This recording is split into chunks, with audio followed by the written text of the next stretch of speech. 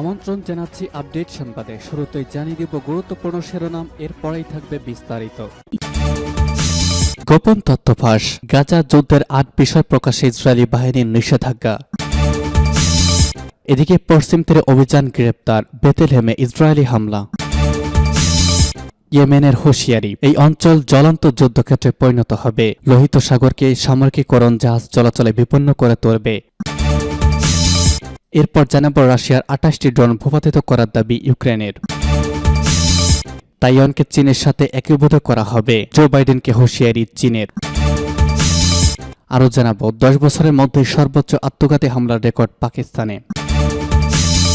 এবং সর্বশেষ জানিয়ে দেব গাজায় যুদ্ধবন্ধের দাবিতে যুক্তরাষ্ট্র ও যুক্তরাজ্যে বিক্ষোভ। শুনছিলেন সংবাদ শিরোনাম, এখন বিস্তারিত। তার আগে অনুরোধ থাকবে ভিডিওতে একটি লাইক দিন এবং কমেন্টস করে জানিয়ে দিন কোন জেলা থেকে বা কোথা থেকে আমাদের সঙ্গে যুক্ত রয়েছেন। গোপন তথ্য ফাঁস, গাজা যুদ্ধের ৮ বিষয় প্রকাশে ইসরায়েলের বাহিনীর নিষেধাজ্ঞা। গাজা যুদ্ধ নিয়ে ৮টি বিষয় ইসরায়েলের কোনো গণমাধ্যমে খবর প্রকাশ করতে পারবে না বলে নিষেধাজ্ঞা জারি করে রেখেছে দখলদার ইসরায়েলি বাহিনী। দ্য ইন্টারসেপ্ট এই তথ্য দিয়েছে। প্রকাশিত রিপোর্ট অনুসারে ইসরায়েলের চলমান অপারেশন সোর্ড অফ আয়রন অভিযান নিয়ে খবর প্রকাশের বিষয়ে নিষেধাজ্ঞা জারি করেছেন দখলদার ইসরায়েলের সেনাবাহিনীর chief sensor directorate brigadier general কবি মানদেলবিদ। গত ৭ অক্টোবর গাজা থেকে ইসরায়েলের ভেতরে অভিযান চালানোর পর কোনো এক সময় এই নিষেধাজ্ঞা জারি করা হয়েছে। নিষেধাজ্ঞা আদেশে বলা হয়েছে, দখলদার বাহিনীর অনুমতি ছাড়া ৮ বিষয়ে কোনো খবর প্রকাশ করা যাবে না। এগুলো ইসরায়েলের নিরাপত্তার সাথে জড়িত।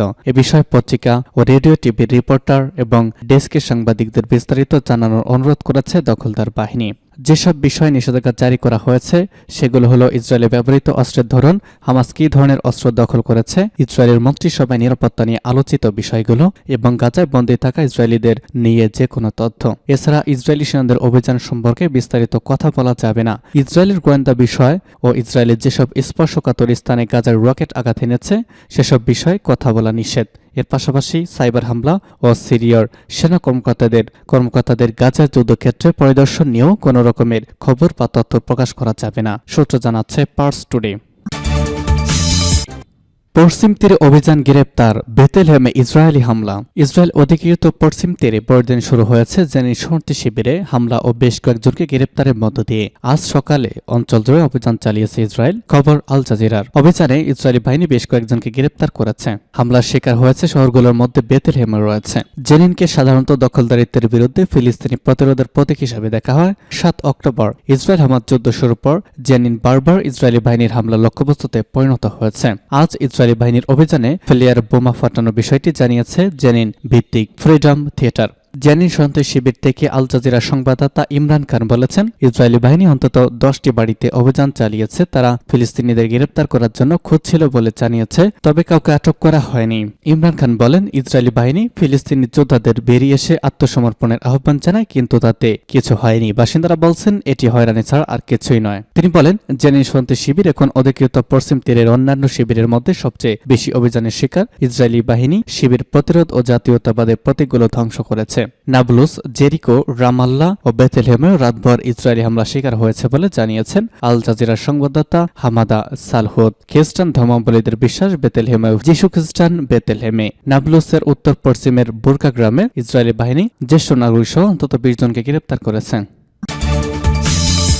ইয়েমেনের হুঁশিয়ারি, লোহিত সাগরকে সামরিকীকরণ জাহাজ চলাচলে বিপন্ন করে তুলবে এবং লোহিত সাগরে মার্কিন জোটে যোগ দিবে না স্পেন। ইয়েমেন হুঁশিয়ারি উচ্চারণ করে বলেছে, লোহিত সাগরকে আমেরিকা যদি সামরিকীকরণের চেষ্টা চালায় এবং তাদের আগ্রাসী মনোভাব বজায় রাখে তাহলে এই অঞ্চলে জ্বলন্ত যুদ্ধক্ষেত্রে পরিণত হবে। ইয়েমেনের হুতি আনসারুল আন্দোলনের মুখপাত্র মোহাম্মদ আব্দুস সালাম সামাজিক মাধ্যম এক্সে পেজে দেওয়া এক পোস্টে হুঁশিয়ারি উচ্চারণ করেছেন। লোহিত সাগরে আমেরিকা কয়েকটি মিত্র দেশকে নিয়ে একটি টাস্ক ফোর্স গঠন করার পর আব্দুস সালাম এক্স পেজে এসব কথা বলেন। আনসারুল আন্দোলনের মুখপাত্র সুস্পষ্ট করে বলেন, আমেরিকা এবং তার কয়েকটি মিত্রদেশ লোহিত সাগরে কথিত টাস্ক ফোর্স গঠনের মাধ্যমে এই অঞ্চলে জাহাজ চলাচলকে হুমকির মুখে ফেলেছে। তিনি বলেন, আমেরিকা এবং তার মিত্ররা যদি তাদের আগ্রাসী আচরণ অব্যাহত রাখে তাহলে লোহিত সাগর একটি যুদ্ধক্ষেত্রে পরিণত হবে। চলমান পরিস্থিতি ও বাস্তবতাকে উপলব্ধি করে তিনি লোহিত সাগর এবং ভারত মহাসাগরের উপকূলবর্তী দেশগুলোকে প্রয়োজনীয় ব্যবস্থা নেওয়ার আহ্বান জানান। তিনি আরো বলেন, আমেরিকার একটি যুদ্ধজাহাজ থেকে দায়িত্বজ্ঞানহীনভাবে ইয়েমেনি নৌবাহিনীর একটি গোয়েন্দা বিমানের উপর গুলি চালানো হয়েছে। গাজা ইহুদিবাদী ইসরায়েলের অব্যাহত আগ্রাসন, গণহত্যা ও মানবতা বিরোধী অপরাধের প্রতিবাদে ইয়েমেনি হুতি আনসারুল্লাহ আন্দোলন সমর্থিত সামরিক বাহিনী লোহিত সাগরে ইসরায়েলি জাহাজে হামলা চালিয়ে আসছে। এছাড়া হুতি যোদ্ধারা ঘোষণা করেছে, ইসরায়েল অভিমুখী যে কোনো দেশের জাহাজ আটক করবে ইয়েমেনের সামরিক বাহিনী। এই ঘোষণার পর আমেরিকা লোহিত সাগরে একটি টাস্ক ফোর্স গঠন করেছে। এদিকে লোহিত সাগরের নিরাপত্তা রক্ষায় যুক্তরাষ্ট্রের নেতৃত্বাধীন জোট বাহিনীতে যোগ দিবে না স্পেন। ইউরোপের এই দেশটির প্রতিরক্ষা মন্ত্রণালয় তথ্য জানিয়ে দিয়েছে, ইয়েমেনের সশস্ত্র বিদ্রোহী গোষ্ঠী হুতির হামলা মোকাবেলায় সম্প্রতি যে দেশের এই জোট গঠন করেছে যুক্তরাষ্ট্র, পরে এই জোট যোগ দেওয়ার দেশে সর্ববৃষ্টিতে পৌঁছিয়েছে বলে জানা গিয়েছে। সোমবার তথা আজ এক প্রতিবেদনে তথ্য জানিয়েছে বার্তা সংস্থা এএফপি। প্রতিবেদনে বলা হয়েছে, ইয়েমেনের হুতি বিদ্রোহীদের আক্রমণ থেকে লোহিত সাগরের জাহাজ রক্ষার জন্য মার্কিন নেতৃত্বাধীন জোটে স্পেন যোগ দিবে না বলে জানিয়ে দিয়েছে দেশটি। রাশিয়ার 28টি ড্রোন ভূপাতিত করার দাবি ইউক্রেনের। রাতেই ইউক্রেনের দিকে 31টি ড্রোন ও 2টি ক্ষেপণাস্ত্র ছুড়েছে রাশিয়া। তবে এদের মধ্যে 28টি ড্রোন এবং 2টি ক্ষেপণাস্ত্র ভূপাতিত করার দাবি করেছে ইউক্রেন। সোমবার তথা আজ এমন দাবি করেছে ইউক্রেনের সামরিক বাহিনী। খবর রয়টার্সের। মেসেজিং অ্যাপ টেলিগ্রামে ইউক্রেনের বিমান বাহিনী জানিয়েছে, আকাশ প্রতিরক্ষা ব্যবস্থার মাধ্যমে ইউক্রেনের বিমান ও প্রতিরক্ষা বাহিনী ওডেসা, খেরসন, মাইকোলাইভ, দনেতস্ক, কিরোভস্ক এবং টলমিনস্কি অঞ্চলের রাশিয়ার 28টি শাহেদ অ্যাটাক ড্রোন ভূপাতিত করেছে। রাশিয়ার অধিকৃত ক্রিমিয়া অঞ্চল থেকে এসব ড্রোন ছোড়া হয়েছে। বিধ্বস্ত এসব রুশ ড্রোনের ধ্বংসাবশেষ ওডেসা বন্দর একটি প্রযুক্তি প্রতিষ্ঠান, অচল প্রশাসনিক ভবন ও গুদাম ঘরের উপর পড়লে কিছুটা ক্ষয়ক্ষতি হয়েছে বলে জানিয়েছে ইউক্রেনের সামরিক বাহিনী। এছাড়া খেরসন অঞ্চলের একটি গুদামে আগুনের ঘটনা ঘটেছে, তবে এসব ঘটনায় কেউ হতাহত হয়নি। অন্যদিকে রাশিয়া ও ইউক্রেনের 1000 কিলোমিটার দীর্ঘ যুদ্ধ ফ্রন্টের বিভিন্ন এলাকায় শত্রুপক্ষের যুদ্ধ বিমান ভূপাতিত করার দাবি করেছে রাশিয়া ও কিয়েভ। ইউক্রেনের এসব দাবি স্বাধীনভাবে যাচাই করতে পারেনি রয়টার্স। রাশিয়ার পক্ষ থেকেও তাৎক্ষণিকভাবে কোনো বক্তব্য পাওয়া যায়নি। তাইওয়ানকে চীনের সাথে একীভূত করা হবে, তবে সময় নির্ধারিত হয়নি, জানালেন চীনের প্রেসিডেন্ট শি জিনপিং। চীনা প্রেসিডেন্ট শি জিনপিং মার্কিন প্রেসিডেন্ট জো বাইডেনকে সতর্ক করে বলে দিয়েছেন, তাইওয়ানকে চীনের সাথে একীভূত করা হবে, তবে সময় এখনও নির্ধারিত হয়নি। সান ফ্রান্সিসকোতে সম্প্রতি বাইডেনের সাথে বৈঠককালে শি জিনপিং তাকে এই সতর্ক করেছিলেন বলে বর্তমান ও সাবেক 3 মার্কিন কর্মকর্তা উদ্ধৃতি দিয়ে এনবিসি নিউজ এই তথ্য জানিয়েছে। বাইডেনকে শি জিনপিং বলেছেন, চীন বলপ্রয়োগের মাধ্যমে না, শান্তিপূর্ণভাবে তাইওয়ানকে একীভূত করতে অগ্রাধিকার দেয়। মার্কিন সামরিক নেতারা 2025 বা 2027 সালে তাইওয়ানকে চীন একীভূত করে নিবে বলে যে ভবিষ্যৎবাণী করেছেন সেটাকে শি জিনপিং ভুল বলে অভিহিত করেছেন। বলেছেন, এ ব্যাপারে কোনো সময়সূচি বা সময় নির্ধারণ করা হয়নি। এ ব্যাপারে মার্কিন জাতীয় নিরাপত্তা পরিষদের এক মুখপাত্র মন্তব্য করতে অস্বীকৃতি জানিয়েছেন, সূত্র এএনআই।